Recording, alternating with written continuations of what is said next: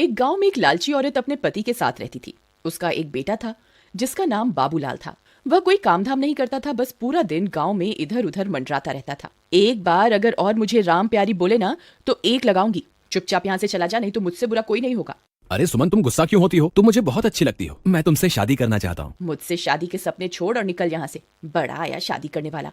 फिर इतना बोलकर सुमन गुस्से में वहाँ से चली जाती है। तभी बाबूलाल का दोस्त वहाँ से गुजर रहा होता है। अरे बाबू भाई, ये सुमन तुमसे क्या कह रही थी? कुछ नहीं भाई, अपने प्यार का इजहार कर रही थी। लेकिन भाई उसके हाव भाव से तो कुछ और ही लग रहा था। बाबू भाई मेरी बात मानो तो तुम इससे दूर ही रहा करो। गांव वाले बोलते हैं इस सुमन के ऊपर चुड़ैल का साया है। ये रात को अकेले वीराने में घूमती है। कुछ लोगों ने तो इसके उल्टे पैर तक देखे हैं। तुम्हें पता है ना, उल्टे पैर चुड़ैल की निशानी होते हैं। चल बेवकूफ, तेरा दिमाग खराब हो गया है जो इतनी सुंदर लड़की को चुड़ैल बोल रहा है। सुमन कोई चुड़ैल वुड़ैल नहीं है, मैं तो इसी से शादी करूंगा। फिर इतना बोलकर वह अपने घर की ओर चल देता है।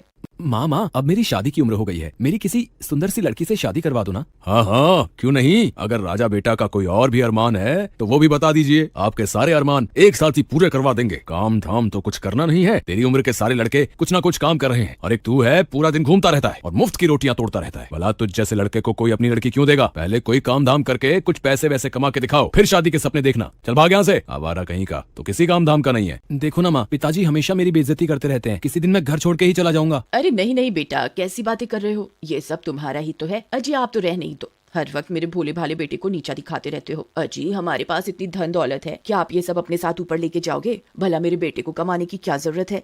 माँ, मुझे सुमन बहुत पसंद है। तुम उसके घर मेरा रिश्ता लेकर जाओ ना। ठीक है, मैं कल ही सुमन के माता पिता से तुम्हारे रिश्ते की बात करने जाऊंगी। फिर अगले दिन बाबूलाल की माँ सुमन के घर रिश्ता लेकर जाती है और उन्हें अपने पैसों का रुबाब दिखाती है। देखिए बहन जी, आप बहुत अमीर लोग हैं और हम गरीब। मेरे पास आपको देने के लिए कुछ भी नहीं है। तुम्हारी किस्मत बहुत अच्छी है जो तुम्हारी लड़की की शादी मेरे बेटे से हो रही है। बस तुम सुमन की शादी मेरे बेटे से करवा दो, मुझे तुमसे कुछ नहीं चाहिए। इतना बोलकर वह वापस अपने घर की ओर चल देती है।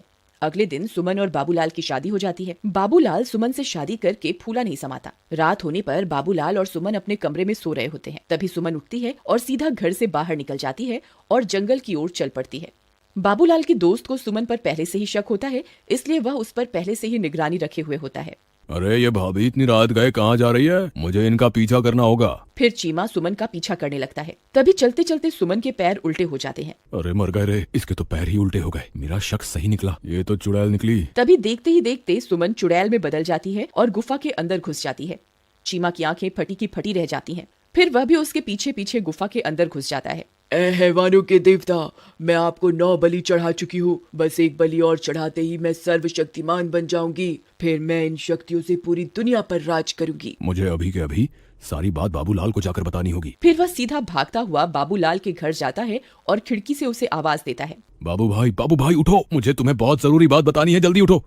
अरे क्या हुआ भाई, इतनी रात तुम यहाँ क्या कर रहे हो? भाई मैंने तुम्हें पहले ही कहा था कि तुम्हारी बीवी चुड़ैल है, लेकिन तुमने मेरी बात का विश्वास नहीं किया था। भाई मुझे लगता है कि तुम्हारा दिमाग खराब हो गया है जो ये बहकी बहकी बातें कर रहे हो। अच्छा तो ये बताओ कि क्या सुमन घर पे है? इतने में सुमन वहाँ आ जाती है। क्या हुआ चीमा भैया, इतनी रात गए कैसे आना हुआ? चीमा सुमन को घर पर देखकर हक्का बक्का रह जाता है। अब कुछ नहीं भाभी जी, मैं तो बस यहाँ से गुजर रहा था तो सोचा बाबू से मिलता चलूं।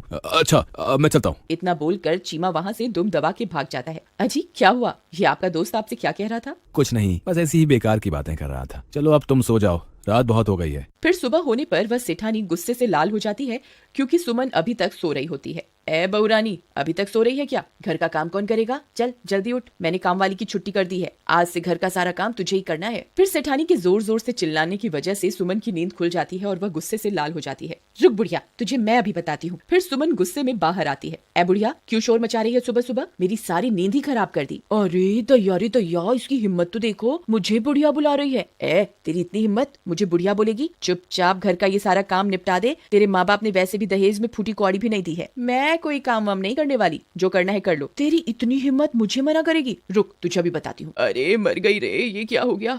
ए तेरी इतनी हिम्मत, मुझे अभी कभी छोड़ दे। बाबू बाबू ओ बाबू, देख तेरी बीवी मेरे साथ क्या सलूक कर रही है। जल्दी आ, मुझे इससे बचा, नहीं तो ये मेरे सारे बाल नोच डालेगी। फिर अपनी माँ की चीख पुकार सुनकर बाबू दौड़ा दौड़ा अपने कमरे से निकलकर वहाँ पहुँच जाता है। वह यह सब देखकर हैरान रह जाता है।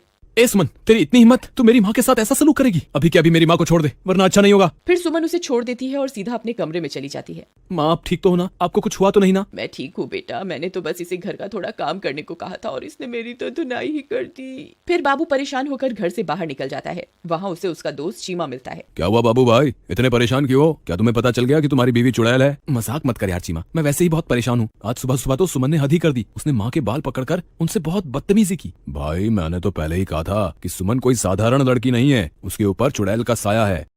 एक बहुत आसान रास्ता है, अगर तुम उस चुड़ैल के सामने आईना रख दोगे तो तुम्हें उसकी असलियत उस आईने में दिख जाएगी। फिर वे दोनों अपने अपने घर की ओर चल देते हैं। रात होने पर बाबू सुमन के लिए एक फूलों का गजरा लेकर घर पहुंच जाता है। अरे भगवान तुम कहाँ हो? देखो आज मैं तुम्हारे लिए क्या लाया हूँ। सुमन वहाँ आती है और गजरा देखकर बहुत खुश हो जाती है। फिर वह गजरा अपने बालों में लगाकर शीशे के सामने पहुंच जाती है। तभी उसके पीछे पीछे बाबूलाल भी पहुंच जाता है। सुमन जैसे ही अपने आप को शीशे में देखती है, उसकी असलियत उसमें दिखाई देने लगती है। बाबूलाल की आंखें फटी की फटी रह जाती हैं। वह उस चुड़ैल को देखकर बहुत डर जाता है। हे भगवान, ये मैं किस मुसीबत में फंस गया? ये तो सच में चुड़ैल निकली। अच्छा हुआ तुझे मेरी असलियत के बारे में पता चल गया। मैं आज रात को तेरी ही बलि देने वाली थी। अरे भागो रे, ये तो चुड़ैल निकली, अपनी जान बचा के भागो। चीमा भाई मुझे बचाओ, मेरी बीवी तो चुड़ैल निकली, तुम सही कहते थे। हाय मर गए रे। फिर वह सीधा भागता भागता अपने दोस्त चीमा के घर पहुंच जाता है। चीमा भाई जल्दी से दरवाजा बंद कर दो, तुम सही कहते थे, सुमन तो चुड़ैल है। मैंने उसकी असलियत आईने में देख ली है, अब वो मुझे नहीं छोड़ेगी। अजी मुझे लगता है आपका ये दोस्त अपने साथ साथ हमें भी मरवा के छोड़ेगा। तुम अभी कभी से घर से बाहर निकालो,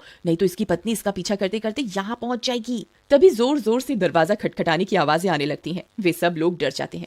अरे दैया, लगता है इसकी पत्नी इसका पीछा करते करते यहाँ पहुंच गई। चीमा भाई गलती से भी दरवाजा मत खोलना, नहीं तो वो चुड़ैल हम में से किसी को भी जिंदा नहीं छोड़ेगी। अरे मर गए रे बाबू भाई, भाभी तो चुड़ैल बनकर हमारे दरवाजे पर खड़ी है, अब क्या करें? मैं तो कहती हूँ इस बाबूलाल को उठाकर घर से बाहर फेंक दो। वह चुड़ैल इसी की तलाश में यहाँ आई है। बहुत शौक चढ़ा था ना इसे सुंदर स्त्री से शादी करने का, अब भुगतने दो इसे। चलो भाई बाबूलाल, अभी के अभी मेरे घर से बाहर निकलो। चलो चलो चलो। नहीं मैं कहीं नहीं जाने वाला, मैं अकेला नहीं मरूंगा। अगर तुमने मेरा साथ नहीं दिया तो मैं तुम्हें भी अपने साथ लेकर मरूंगा। अरे दैया, ये तो अपने साथ हमें भी मरवा के छोड़ेगा। अजी आप ही कुछ कीजिए ना। बाबू भाई मेरे घर में छोटे छोटे बच्चे भी हैं, अगर ये चुड़ैल इस घर में घुस गई तो हमारे साथ हमारे बच्चों को भी नहीं छोड़ेगी। कृपा करके तुम इस घर से निकल जाओ। ठीक है दोस्त, मैं अपनी वजह से तुम्हारे मासूम बच्चों की जान खतरे में नहीं डाल सकता। मैं अभी के अभी इस घर से चला जाता हूँ। शुक्र है भगवान का, इस आफत से जान तो छूटी। रुको मेरे दोस्त, अगर मरना ही है तो मैं भी तुम्हारे साथ मरूंगा। राधा तुम अंदर बच्चों के पास चली जाओ, मैं अपने दोस्त को यूं अकेला नहीं छोड़ सकता, मुझे अपनी दोस्ती निभानी होगी। अजी आप पागल हो गए हैं क्या? वह चुड़ैल एक ही बार में आपकी जान ले लेगी। आप इसकी वजह से खुद को मौत के मुंह में क्यों धकेल रहे हैं? अगर मैंने आज अपने दोस्त का साथ नहीं दिया तो ये दुनिया कभी भी किसी की दोस्ती पर एतबार नहीं करेगी। अगर अपनी दोस्ती साबित करने के लिए अपनी जान भी देनी पड़ी तो मैं दे दूंगा। चलो बाबू भाई, मैं भी तुम्हारे साथ चलूंगा। चीमा भाई मुझे तुम्हारी दोस्ती पर कोई शक नहीं है, लेकिन तुम मेरी वजह से अपनी जान मत दो। हम दोनों मिलकर भी इस चुड़ैल का सामना नहीं कर पाएंगे, हमारा मरना तय है। तुमने सही कहा, हम दोनों इसका मुकाबला नहीं कर पाएंगे, लेकिन मैं किसी को जानता हूँ जिसके सामने ये चुड़ैल पल भर के लिए भी नहीं टिक पाएगी। तभी चीमा भागकर घर में बने मंदिर की ओर जाता है। हे महाबली हनुमान, हम आपके बिना इस चुड़ैल का सामना नहीं कर सकते। आज फिर से एक बार बुराई को हराने के लिए हमें आपकी जरूरत है। कृपा करके हमारे साथ चलिए महाबली। चलो भाई, अब इस चुड़ैल को सबक सिखाने का वक्त आ गया है। अरे वाह वाह, हम दो नहीं हैं चुड़ैल, हम तीन हैं। बोलो महाबली हनुमान की जय, सियापति रामचंद्र भगवान की जय, पवन सुत हनुमान की जय। अरे मर गई रे, ये तूने क्या कर दिया? हे भगवान मुझे क्षमा कर दो, मुझसे बहुत बड़ी गलती हो गई। हे महाबली,